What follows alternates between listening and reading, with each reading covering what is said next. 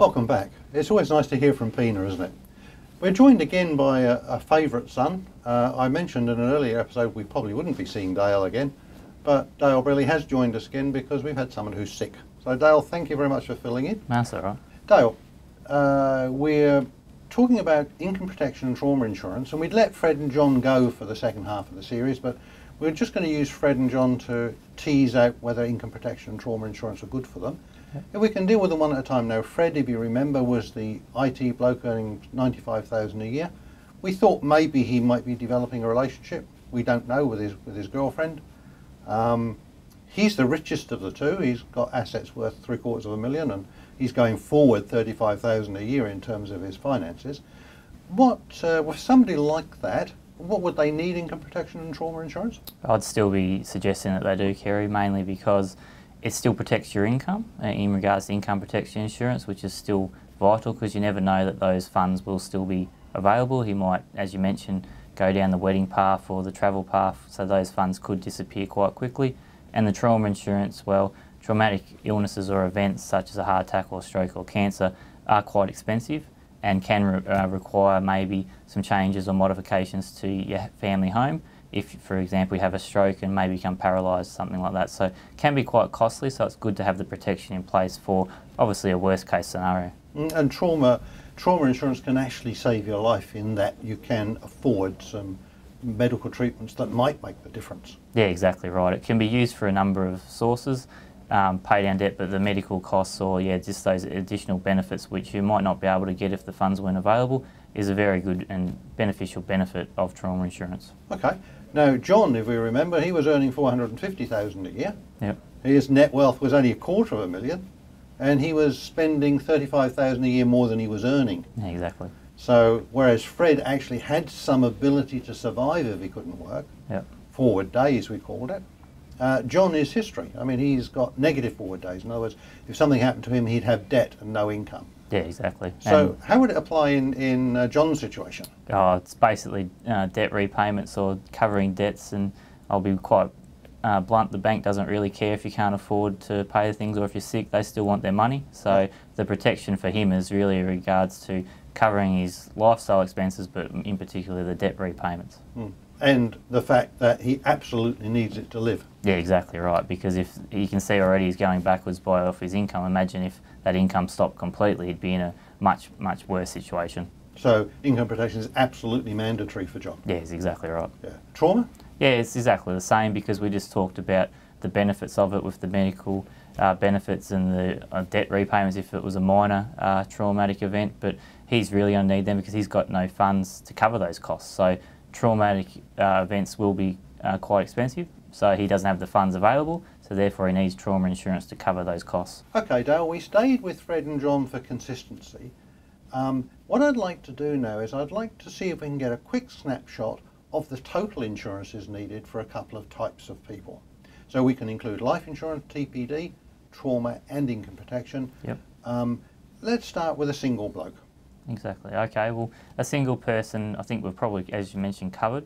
Trauma insurance, income protection are Short and definite. mandatory, yeah. The life insurance and TPD insurance is dependent on their situation. If they've got any dependents, you've already said they're single. Obviously, if they're planning on or if they've got a dependent that they want looked after, life insurance might be, but at this point in time, potentially something that they might not need. Okay, cool. Somebody who's married, so married, let's say debt, house, and maybe even a child or two. Yeah, it's the typical one where basically they need all forms of insurance.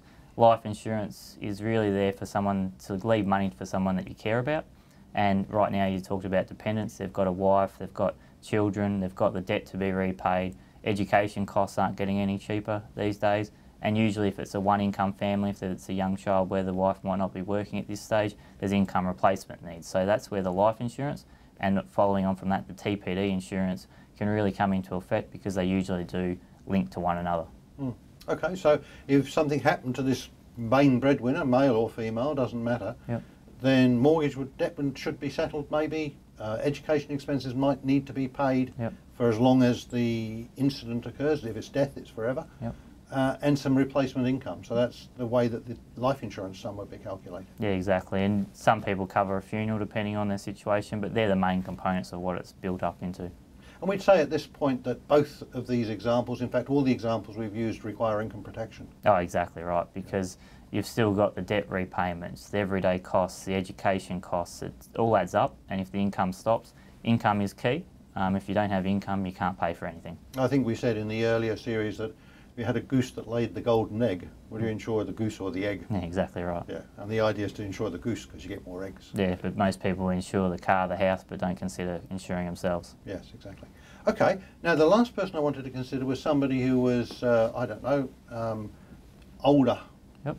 Maybe, I don't know, coming close to retirement maybe. Okay. Somebody maybe with my years of experience. Yep. How would insurance sort of fit with them?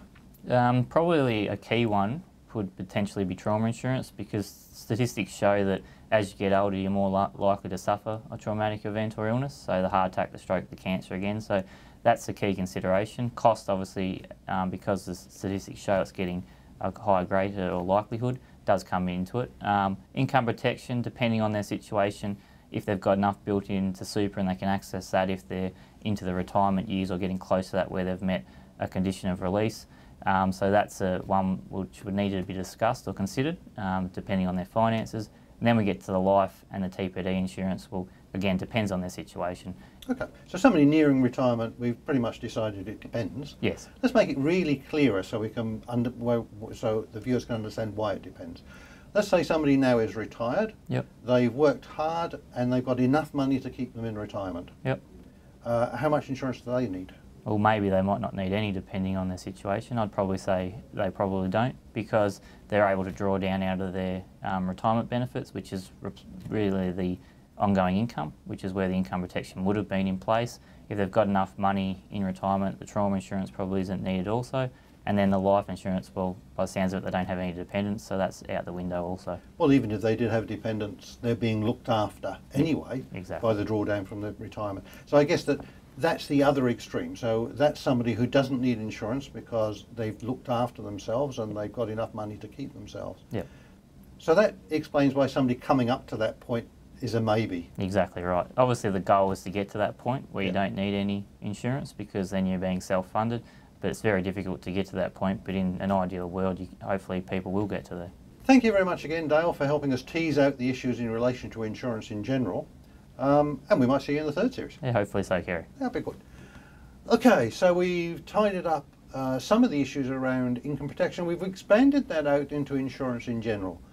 Have a look at your own situation. If you have dependents and no insurance, or it's not a commodity, if you have insurance but it's not enough, fix it.